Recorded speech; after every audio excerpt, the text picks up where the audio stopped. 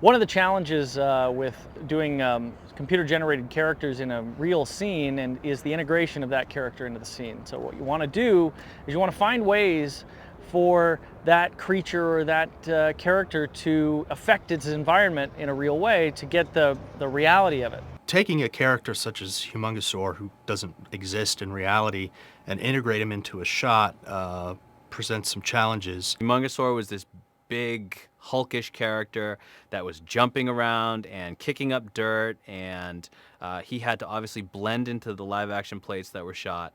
So that was really precise, meticulous work that, we had to basically really integrate him well. We had to integrate these live-action elements. All the little details like dust puffs and spray on the pavement, reflections in puddles, all those things combine to create an effect that looks realistic.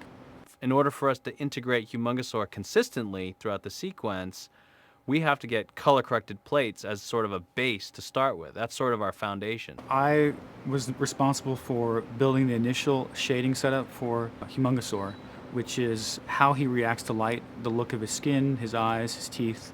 That was something we worked really closely with Alex and Evan on to make him look real gnarled, real gritty.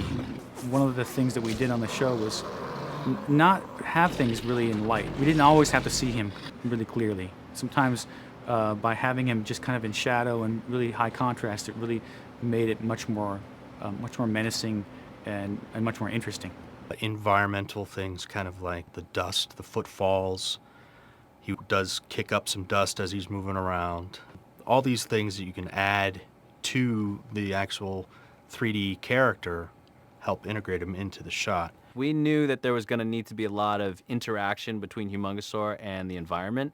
And so early on, as we were bidding this show, we're looking at how many different CG elements we were going to have to create. And they were numerous. It was going to have to be foot stomps, trails coming off of moving spiked wheels, explosions, different elements. And it really becomes labor intensive for the